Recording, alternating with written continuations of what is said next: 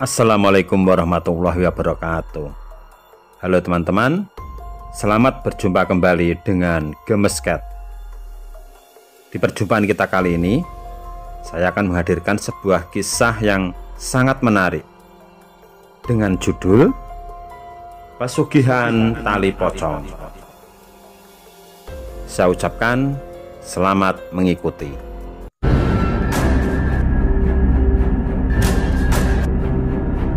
Namaku Purnomo. Aku seorang pegawai honorer dan aku menikah dengan seorang wanita yang bernama Ririn. Ririn ini juga seorang pegawai honorer. Cuman bedanya aku ini dilahirkan dari keluarga yang tidak begitu mampu. Berbeda dengan Ririn, dia ini lahir dari keluarga yang bisa dibilang lumayan sangat kaya. Pada awalnya hubungan kami tidak direstui oleh orang tua Rini. Namun karena orang tua Rini ini melihat hubungan kami kelihatannya benar-benar serius dan aku benar-benar terlihat sangat mencintainya, akhirnya kedua orang tua Rini merestui hubungan kami. Namun setelah kami menikah, ternyata orang tua Ririn sepertinya ingin memberi pelajaran kepada Ririn. Mereka benar-benar tidak mau membantu perekonomian kami. Ya intinya orang tuanya ingin Ririn tahu bagaimana konsekuensinya menikah dengan lelaki miskin sepertiku. Kami boleh menikah, tapi kehidupan selanjutnya kami harus menanggung semuanya sendiri. Dan memang selama kami menikah, tidak sekalipun orang tuanya Ririn menjenguk kami atau memberi bantuan keuangan.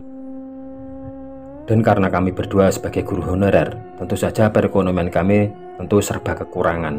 Akhirnya aku dan Rini tinggal di rumah orang tuaku. Demi memperbaiki perekonomianku, akhirnya aku berniat membuka usaha sebuah toko sembako. Sepeda motor satu-satunya milikku, aku jual demi bisa mendapatkan modal untuk usaha toko sembako ini. Dan ruang tamu rumah orang tuaku aku jadikan ruangan toko. Pada awalnya, tokoku ini tidak terlalu ramai. Tapi lambat laun karena aku berani bersaing harga dan menjual barang benar-benar paling murah di antara toko-toko di daerahku, akhirnya aku bisa mendapatkan pelanggan yang lumayan banyak. Walaupun mungkin aku mengambil untung tidak terlalu besar, tapi tokoku selalu ramai setiap hari. Dari hari ke hari, tokoku semakin ramai. Namun, akhirnya ada sebuah keanehan yang terjadi. Hari ini sangat berbeda dengan hari-hari biasanya, di mana tokoku sejak pagi sampai sore tidak ada satupun pembeli yang mampir ke tokoku. Padahal setiap hari banyak sekali pembeli-pembeli yang antri. Tapi hari ini tak satupun yang mampir ke tokoku. Aku merasa ada sesuatu yang tidak beres. Dan di hari-hari berikutnya, hal itu terus berlanjut. Bahkan sampai seminggu lebih, tidak ada satupun pembeli yang datang ke tokoku. Sore itu ada sales barang yang datang ke tokoku. Niatnya ingin menyetori barang-barang dagangan. Aku pun berkata kepadanya, kalau sudah seminggu ini tidak satu barang pun yang terjual dan tidak ada satu pembeli pun yang datang. Sales ini pun agak terkejut. Sepertinya dia tidak percaya, karena setiap kali dia kirim barang ke sini, tokoku selalu ramai. Kemudian sales ini mengambil kesimpulan, kemungkinan besar ada seseorang yang iri dan ingin menghancurkan usahaku. Biasanya hal-hal seperti ini dilakukan oleh orang-orang yang iri dan merasa tersaingi dengan usahaku. Dan biasanya dilakukan dengan hal gaib dengan bantuan dukun. Akhirnya sales itu memberi saran kepadaku agar aku mencari orang yang paham mengenai hal-hal seperti ini. Dia menyarankan agar aku pergi ke seseorang yang bernama Mbah Sarwo. Keesokan harinya, aku dan Ririn berangkat menuju ke tempat Mbah Sarwo seperti yang ditunjukkan oleh sales barang kemarin. Aku membayangkan Mbah Sarwo ini mungkin seorang lelaki yang sudah tua dan penampilannya pasti persis dukun-dukun di film-film itu. Setelah sampai di tempatnya Mbah Sarwo, ternyata penampilannya persis seperti yang aku bayangkan. Di mana aku melihat seorang lelaki tua, rambutnya gondrong, memakai ikat kepala atau istilahnya udeng-udeng. Bajunya kemeja hitam dan memakai sarung. Apa ada yang bisa saya bantu? tanya Mbah Sarwo kepada kami berdua. Kami pun langsung menceritakan semua permasalahan mengenai apa yang terjadi pada toko sembako kami. Setelah mendengar semua ceritaku, Mbah Sarwo kemudian menanyakan tanggal lahirku dan tanggal lahir istriku. Setelah itu Mbah Sarwo mengatakan kepada kami kalau dia akan datang sendiri ke toko untuk melihat apa yang sebenarnya terjadi. Setelah itu, akhirnya kami berdua pamit pulang, dan tidak lupa aku selipkan amplop yang berisi uang 100.000. 2 hari kemudian Mbah Sarwo datang ke tokoku. Dia meminta agar aku menyiapkan 1 ember tanah kuburan dan 1 sisir pisang raja. Walaupun dalam hatiku sempat bertanya-tanya untuk apa semua itu, namun aku tetap melakukan apa yang diperintahkan Mbah Sarwo. Malam harinya Mbah Sarwo menggantungkan 1 sisir pisang raja itu di atas pintu masuk toko kami. Kemudian Mbah Sarwo berjalan mengelilingi tokoku sambil menabur-naburkan tanah kuburan. Setelah sekeliling toko ditaburi tanah kuburan, kemudian Mbah Sarwo duduk bersila dan mulutnya kumat-kamit membaca mantra. Beberapa saat kemudian Mbah Sarwo bangkit dan berjalan menuju pojokan halaman toko. Di situ dia mengambil cangkul, kemudian menggali tanahnya.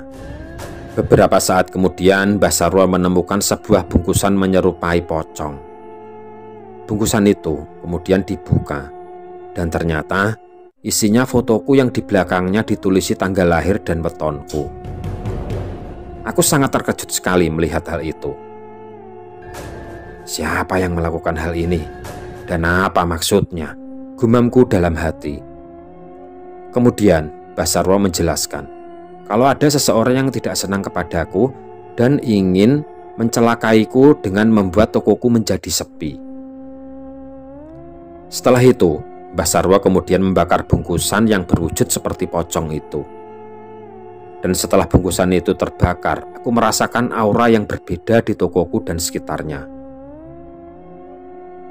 Aku merasa hawanya lebih sejuk daripada sebelum-sebelumnya yang terasa sangat panas menurutku. Keesokan harinya, aku kembali membuka tokoku.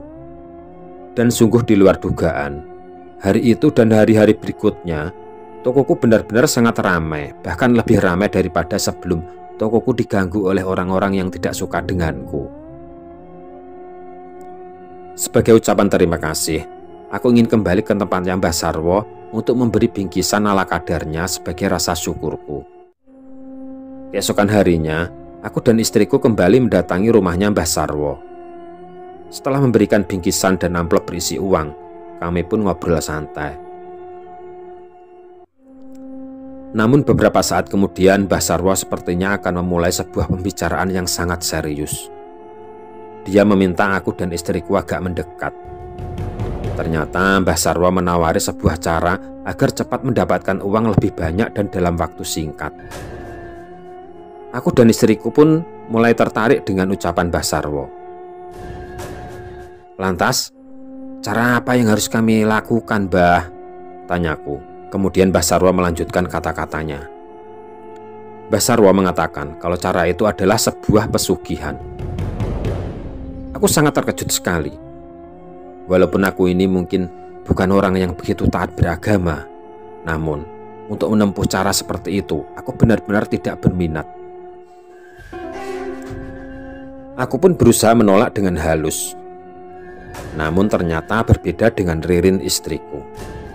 Dia kelihatannya begitu berminat dengan cara yang ditawarkan oleh Mbah Sarwo. Kalau boleh tahu, itu pesugihan apa ya, Mbah? Apa juga harus memakai tumbal segala? Tanya istriku penuh rasa ingin tahu. Kemudian Mbah Sarwo menjawab, tidak, pesugihan ini tidak memerlukan tumbal. Pesugihan ini bernama pesugihan tali pocong. Jadi kalian cukup mendapatkan tali pocong dari orang yang baru saja meninggal. Kemudian di malam Jumat Kliwon, tali pocong itu kalian celupkan ke dalam darah ayam cemani. Ingat, harus benar-benar ayam cemani, ayam yang bulunya hitam legam keseluruhannya. Jika kalian berani memberikan ayam selain ayam cemani itu, maka akan sangat berbahaya bagi keselamatan kalian. Dan di samping itu, kalian juga harus menyiapkan persembahan berupa 1 buah ingkung dan 1 sisir pisang raja.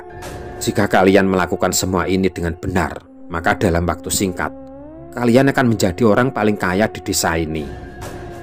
Sampai di rumah, aku dan Ririn terus berdebat mengenai pesugihan ini. Aku benar-benar tidak mau menempuh cara ini, karena aku merasa apa yang aku dapatkan dari toko sembakoku sudah lebih dari cukup. Namun berbeda dengan Ririn. Tidak henti-hentinya dia terus membujukku agar mau menempuh pesugihan ini. Entah mengapa, selama aku menikah dengan Ririn, aku benar-benar tidak bisa melawan apa yang dia kehendaki. Akhirnya aku pun mengalah dan memutuskan untuk menempuh pesugihan ini.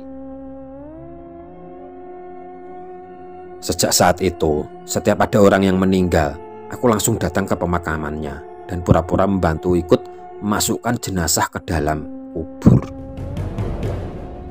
Padahal niatku hanya ingin mencuri tali pocongnya saja. Dan setiap malam Jumat Kliwon, aku dan Ririn melakukan ritual dengan mencelupkan tali pocong itu ke dalam darah ayam cemani yang baru saja aku sembelih. Tidak lupa aku menyiapkan persembahan berupa 1 buah ingkung dan 1 sisir pisang raja. Pada awal ritual, aku dan Ririn benar-benar sangat ketakutan. Bagaimana tidak takut? Setelah aku mencelupkan tali pocong itu ke dalam darah ayam cemani, tiba-tiba muncullah asap yang mengepul sangat tebal. Dan lambat laun asap itu membentuk sesosok tubuh pocong yang sangat besar dan menakutkan. Pocong itu mendekat kepada kami dan mulai menjilati tali pocong yang sudah dicelupkan ke dalam darah ayam cemani. Setelah itu, setan pocong itu pun lenyap disertai asap yang mengepul. Dan keesokan harinya, aku sangat terkejut sekali. Ternyata tali pocong yang aku taruh di wadah yang berisi darah ayam cemani itu, sekarang wadah itu berisi kepingan-kepingan emas yang sangat banyak sekali. Aku dan Ririn hampir tidak percaya melihat hal itu. Apakah ini benar-benar emas asli atau tidak? Kami pun langsung pergi ke kota dan mendatangi toko emas paling besar di kotaku. Aku mencoba menanyakan apakah kepingan-kepingan emas yang aku bawa ini asli atau tidak. Dan setelah diperiksa, ternyata itu benar-benar emas asli. Dan pemilik toko emas itu pun bertanya apakah kami masih mempunyai kepingan-kepingan emas seperti ini. Aku pun langsung menjawab kalau kami mempunyai masih banyak. Aku pun langsung membawa semua kepingan emas yang kami punya dan langsung dibeli oleh pemilik toko emas itu. Total uang yang aku dapatkan dari penjual kepingan emas itu sebanyak 350 juta. Tidak lupa aku kepada Mbah Sarwo, aku berikan uang sebanyak 25 juta sebagai ucapan terima kasih. Dalam waktu singkat, kehidupanku menjadi berubah. Aku dan Ririn menjadi sepasang suami istri paling kaya di desaku. Semua yang kami inginkan bisa kami beli. Namun, ternyata harta yang aku peroleh dari pesugihan itu tidak membuat kehidupan kami bahagia. Justru aku merasakan masalah demi masalah selalu datang bertubi-tubi. Semenjak kami menjadi kaya raya, aku merasakan kalau hubunganku dengan istriku mulai agak renggang. Hal ini dikarenakan hampir setiap hari istriku pergi shopping dan pulangnya sampai larut malam. Dan kalau aku nasihati, dia malah suka marah-marah. Bahkan, aku sempat mendengar kabar yang kurang sedap didengar. Ada yang mengatakan kalau Ririn berselingkuh dengan Ratno. Ratno ini seorang pengusaha toko sembako yang sering aku datangi untuk pulaan. Ada beberapa orang yang sempat melihat Ririn pernah pergi semobil dengan Ratno dan menuju ke sebuah hotel.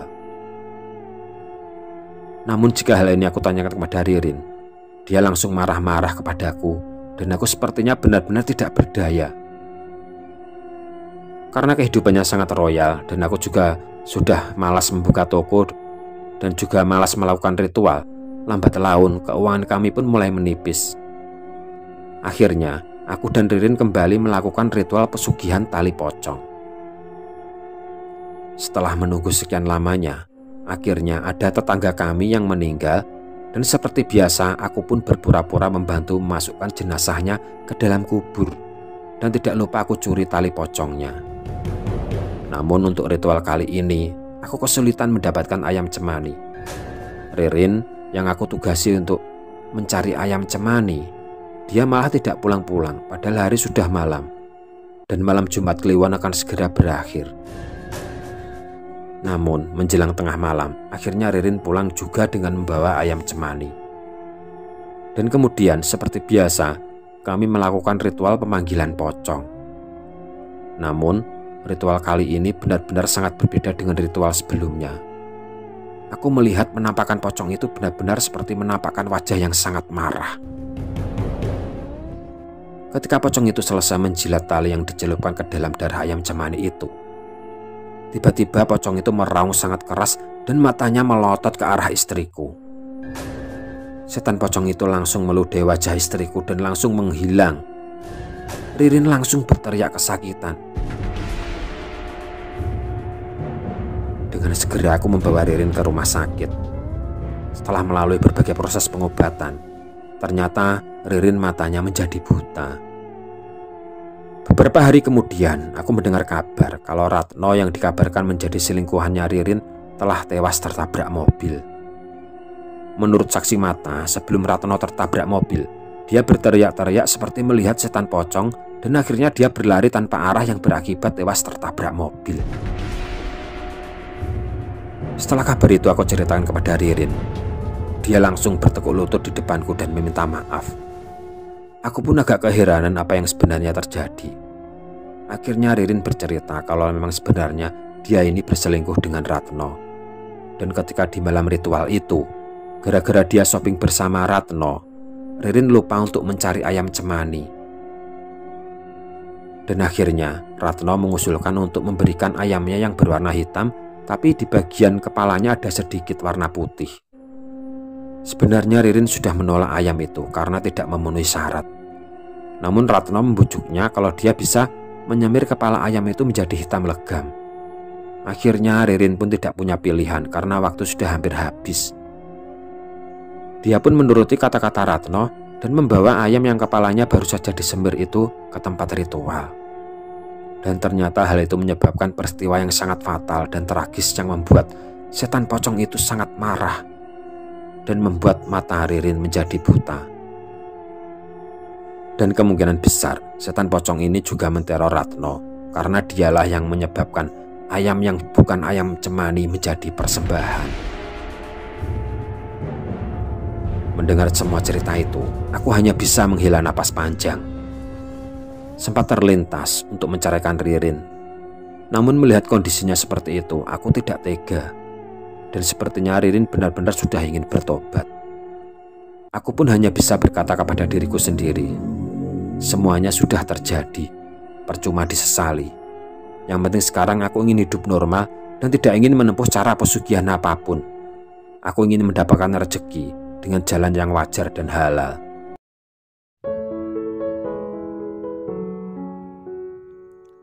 Nah, mungkin cukup sampai di sini ya teman-teman.